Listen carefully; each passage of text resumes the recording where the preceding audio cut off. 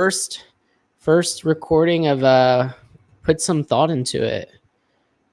Put some thought into with it. I'm Josh and this is Arjun, and maybe we should talk about how we like came up with, I guess, this concept, and I guess we got to see in the future of how long we can keep this going.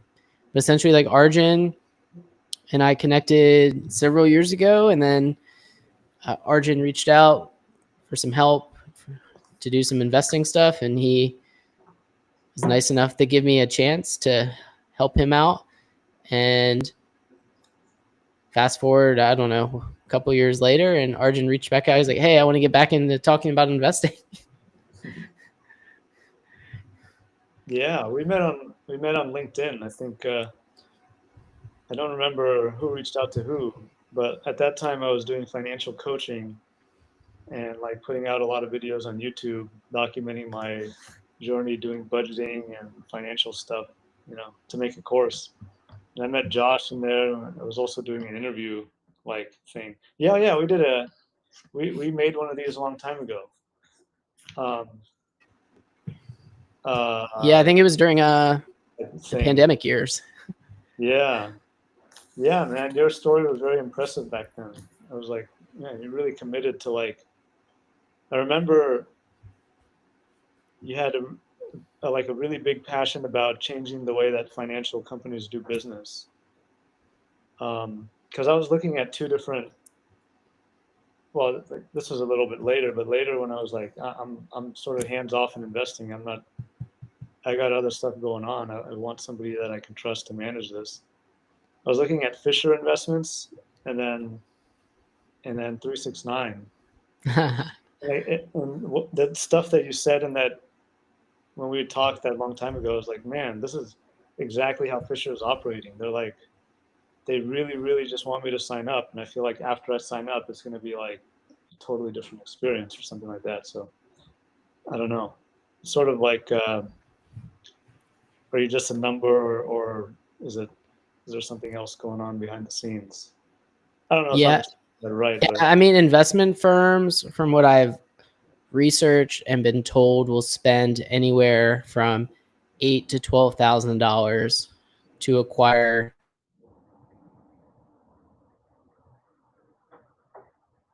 to get the folks that have a certain amount of money, because the break even on it for them is pretty substantial. Yeah. But that's what led me to start 369.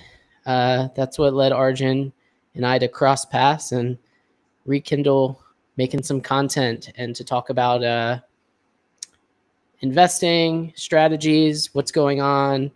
I mean, a lot of the things that I see on social media, especially the people that have large followings, typically most of them, in my opinion, are targeting folks that are struggling. And when people are struggling, they'll listen to almost anyone. And the other folks that, like, I see one guy calls himself like the master investor. And then literally it says in his Instagram, the greatest investor of all time. I'm just like, and he sells like a stock club or something. And I'm just like, if people are really good at investing, they wouldn't need courses to make money. So it's not Warren Buffett, is he? Selling that? He's not Warren Buffett. He's not Bill Ackman. He's not anyone that I know.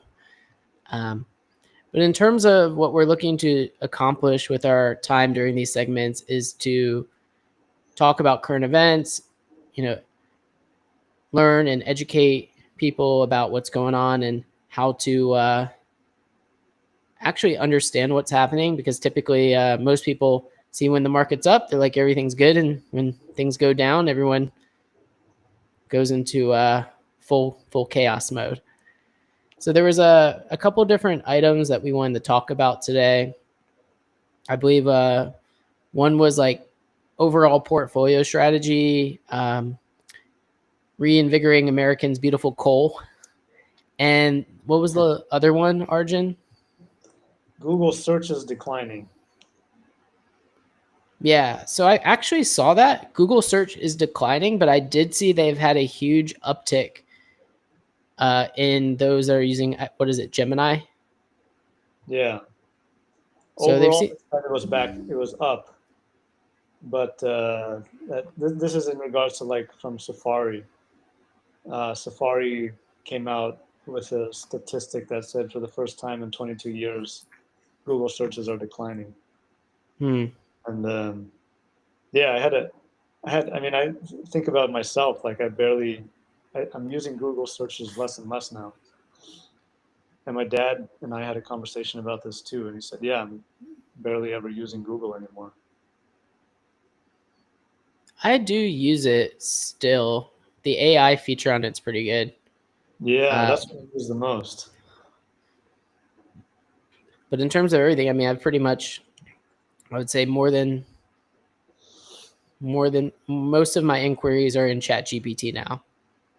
Especially Yeah. if I want to like learn something, even it's as simple as like, hey, I have these ingredients in my refrigerator. Can I make anything out of it? Because I don't want to go to the grocery store.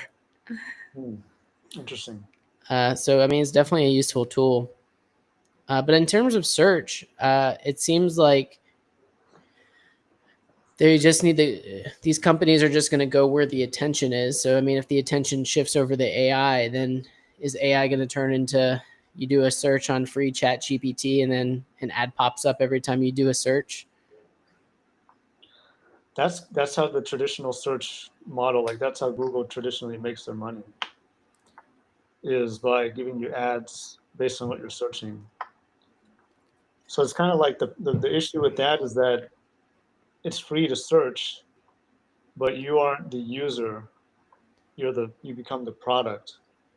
And their actual customers are the people that are serving the ads on Google.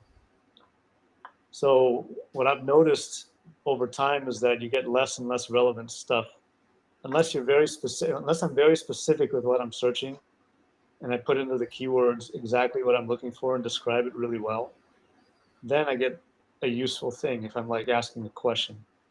But if I'm searching, doing a more general search and looking for like, let's say I'm looking for a particular product or service that does a certain thing, like what is a good online video recording platform thing, right?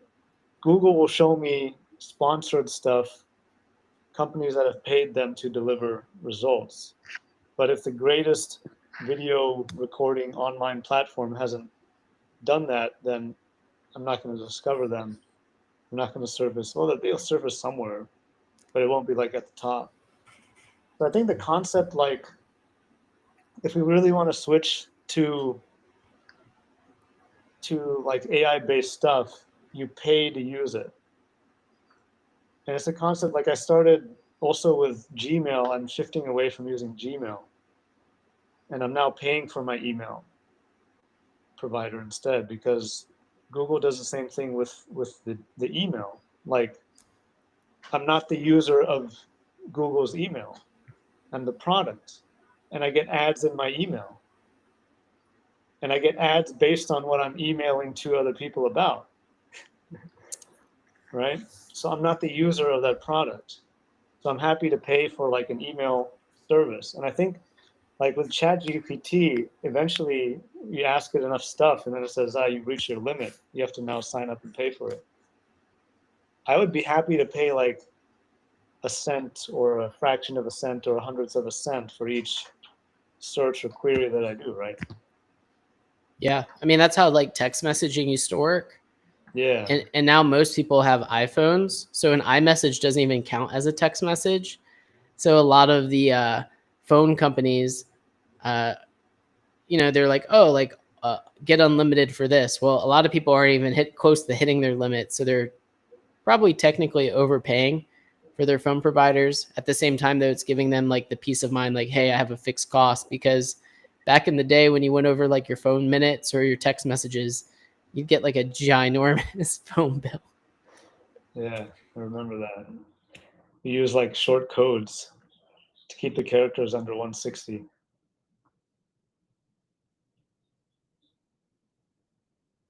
Hit the three times to get a letter. So with Google search going down, I mean that's like a headline, but I mean Safari is Apple. So it's like you have to ask yourself, where did the headline come from? Apple and Google are pretty big competitors. Yeah. Apple has the phone that changed the world. Google has the search engine that changed the world, but Google does make phones as well. Apple came out with Apple TV.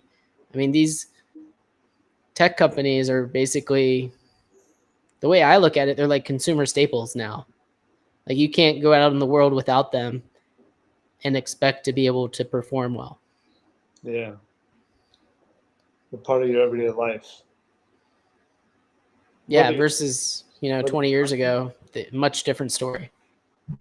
Whether you like it or whether you actually use them at all, too. Yeah, I mean they're everywhere. It's like, is that enough to like make a decision about whether to keep, to buy or sell or hold Google stock? I mean, they're a huge company. I think eventually, I mean, they're aware of this stuff. They got other things going. They got a lot of other stuff going. Like a lot of their revenue does come from search and serving ads. Like that's most of what their business model is. But overall, I mean, I think if I look at it from like the Warren Buffett perspective of like, if you buy it now and then leave it alone for 20 years, we could be happy with it. Maybe. I'm not really sure. I mean, Google at the end of last year had about 95 billion in cash. I know they made a big acquisition of 30 billion of a Israeli cybersecurity company. I mean, with every investment, there's basics. Most people don't learn the basics. The first thing people do is like they read the chart. They're like, oh, it's gone down this much. It's got to be a good buy. Versus actually looking at the fundamentals of the price. I mean, most recently, United Healthcare is going through some turbulence, and I think they lost like half their value. Let me see. United Health, they are down about 51% over the last month. Wow. So they lost. The CEO got stabbed, right? Is that right? Yeah, he got shot and murdered by Luigi. Their market cap's now at 264 billion, so they've lost about, I mean, half of that. So double that, about 260 billion in market cap within a month. So I mean, I see a lot of people because I do read like Reddit occasionally, and like I have a couple Facebook groups just to see like what people are saying. People are like, oh, now's the time to buy it. But I mean, you really don't know with these sort of companies just because it's gone down a lot. The price is very attractive because if you bought it, let's say 5 years ago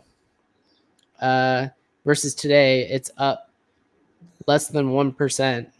But it does pay a dividend. So I mean, you've been getting dividends the whole time. But I mean, in terms of like, if you put in $1, it's worth like $1.68. Not even $1.06, maybe $7. $1.68 would be 68%. But I mean, you always want to look at like, hey, is the company making money or on a path to profitability? I mean, that's step one, because a business is only worth as much money as it makes.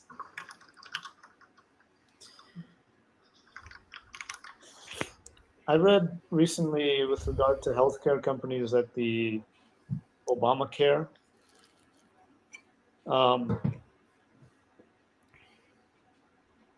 that they were, I want to look this up because I don't want to like make a claim that's not true, but that they were only allowed to make 15% max profit. The AI overview in Google says that Obamacare includes provisions regarding rate increases and maximum out-of-pocket spending limits. Insurance companies are required to publicly explain rate increases of 15% or more before raising premiums. I'm sure an insurance company would find some sort of loophole around that. Yeah. If there is a loophole, if there's a loophole, someone's going to find it, especially when the companies have the capital to hire smart people to find the loopholes.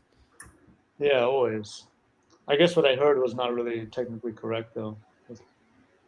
they want Well, to. I do know that like But insurance companies, like life insurance companies, are required by law to pay out a minimum amount for their like policies. Like there's a minimum amount that they're supposed to pay out no matter what. I don't know exactly what the law is, but I mean there's certain things like that because I mean if you think about insurance, because I went to school for actuarial science, they hire people that studied what I studied in school to make sure that the numbers always work in their favor. yeah.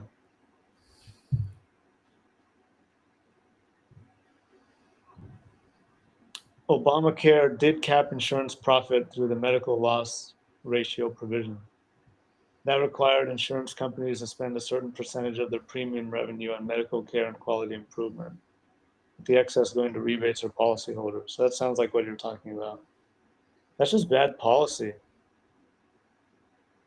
It's just, it doesn't, I mean, it sounds good. Like, yeah, we're going to limit the amount of money that an insurance company can make. But there's all kinds of ways around it. And I mean, they'll just raise rates if they need to. I think that's why it's done. Or I mean a lot of the times they'll say like these are non-medically necessary procedures and just won't pay. Yeah, dude, I heard the other day that this family of four is paying like 2,500 for insurance, medical insurance. Why even pay at that point? Just like Yeah, I mean, what I do mean you do? You have your family of three now, or almost going to be a family of four. mhm. What do you do for insurance? Roxanne has it through her work. So I mean we sit down and then we like look at the plans and then we choose which plans make the most sense based off what we want. But I mean typically, I mean most of the time you just want like a high deductible health plan. And then I mean if something catastrophic happens, I mean like if you had to have major surgery that costs hundreds of thousands of dollars, but your Yeah. deductible's at 10 grand, I mean that's a good deal. 10 grand for a life saving surgery. But it's all about having like the right policy because the insurance company is literally going to look at something that's black and white and say, yeah, your policy covers XYZ. You're on the hook for the rest of it. They're not just going to say, okay, here you go. Here's your check. You literally have to like call them out on their shit, which happened with Roxanne since she's pregnant. Her health insurance got changed when the company she previously worked for got bought. And then the new insurance company said that her procedures were not medically necessary. Then we wrote a letter, and by we, I mean she wrote a letter stating why the procedures were medically necessary. And then they're basically like, all right, we're going to cut you a check for $25,000 and cover it. Oh, wow. So, but I mean, they weren't like upfront. They're like, these are medically necessary. You literally have to like, and you only have a certain amount of window. Like you only have a certain amount of time to like combat them. So those were procedures that had already happened under the old plan. Mm-hmm. And then now the new plan changed and they were like retroactively saying, we can't, this isn't medically necessary. So that was on her old plan. Now she has like a new plan, which doesn't kick in for a couple weeks. Interesting. So you just wrote a letter and was like, gave him notice that, yeah, this is actually corrected them basically. Right. But I mean, how many people know how to write a letter or know what to say? Who's going to do that? Well, I mean, I guess AI could do it. I guess, but you got to know to do it. It's like parking tickets, right? I have a friend who got a couple parking tickets incorrectly, but they're priced at like $150. And it's not really worth his time or effort to like try and fight it, Well, it's like, all right, you pick and choose your battles. Yeah. I mean, I got like a ticket for like, it was like a couple $100 going through Delaware. And I basically just like wrote a quick letter, sent him a check for $8 versus like $300. I said, here's the unpaid tolls. Yeah. Here's the evidence of like why I shouldn't be charged. And I saw they cashed the $8 check. And then I got a letter in the mail saying, you're all good. Nice. But I mean, you had to go through some time to do it. I mean, most people are just getting like, you get the letter and most people get so boiled up. They're like, oh my gosh, like what happened? Versus just like, you got to like, Yeah. you almost got to put on your attorney cap and just be like, I remember for our anniversary, I parked in a parking garage and there was no one to take the money and I didn't see where to pay, but they have cameras. And then they sent me like a bill with like a penalty on it. I was just like, this is from a private company that owns the parking garage. I'm just not going to pay it. Yeah. Because the ticket was like $200.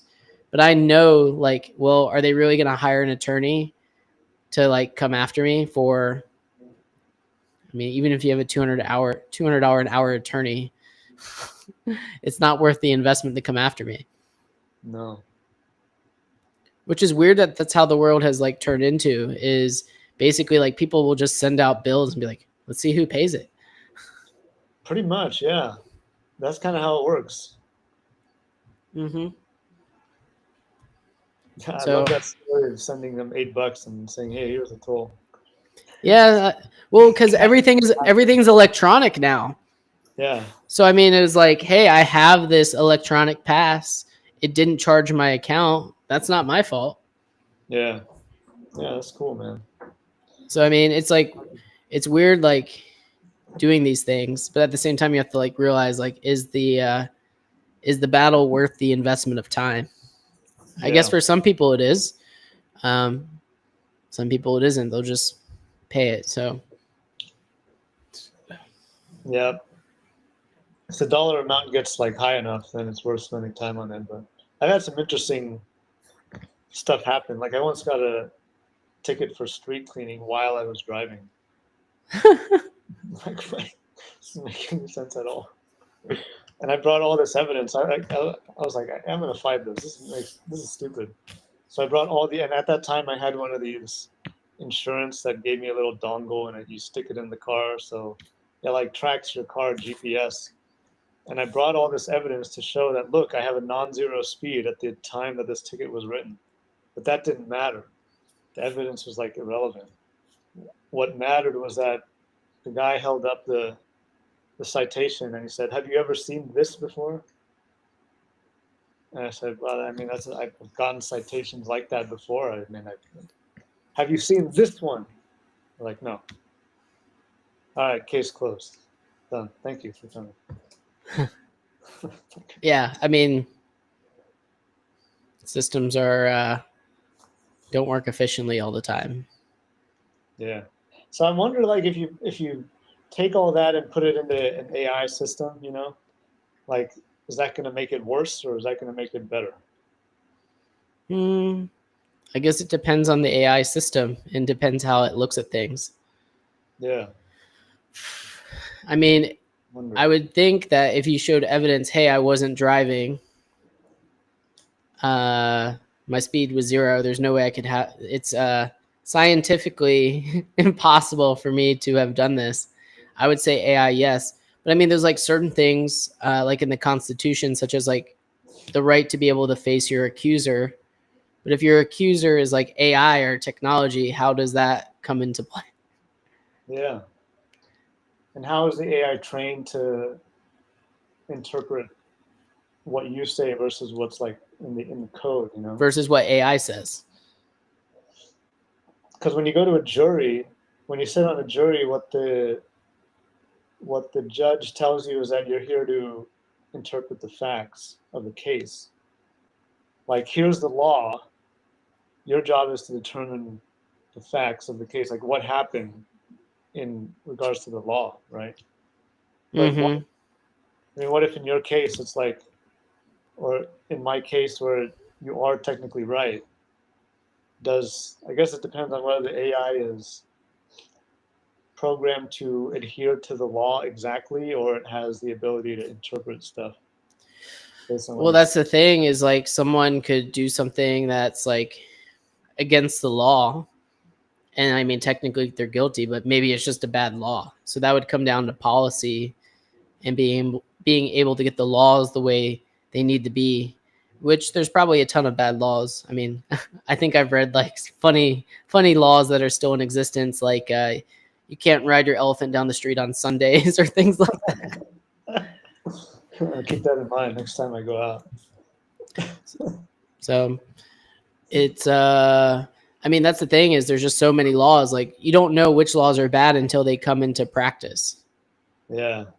You don't even know all the laws. But I mean, sometimes, I mean, you even see these cases, like, I mean, the healthcare case, I mean, they could start in like low court, and I mean, they can make it all the way up to Supreme Court to try and get like different rulings.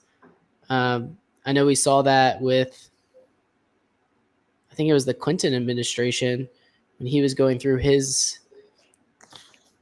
philandering, alleged philandering. It like made it all the way up to the Supreme Court because they were looking to dismiss the case based on that he was the president and he had immunity, and then the Supreme Court rejected it. You know, based on law, they're like, you know, I guess technically you could go after the president of the United States if it's warranted.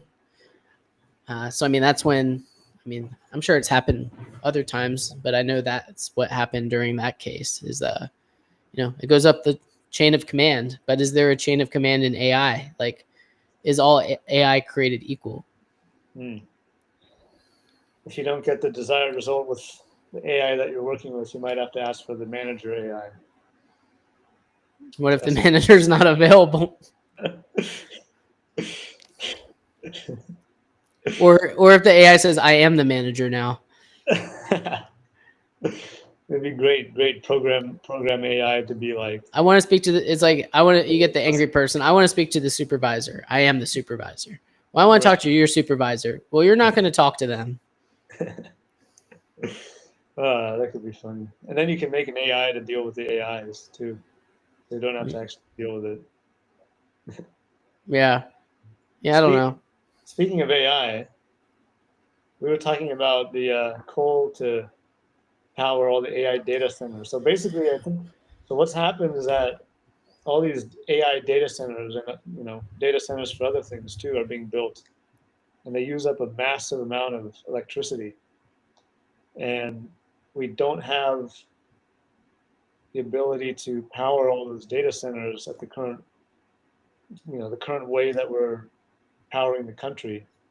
So we had you mentioned last time, this executive order that was signed, reinvigorating America's beautiful clean coal industry, and amending Executive Order 14241.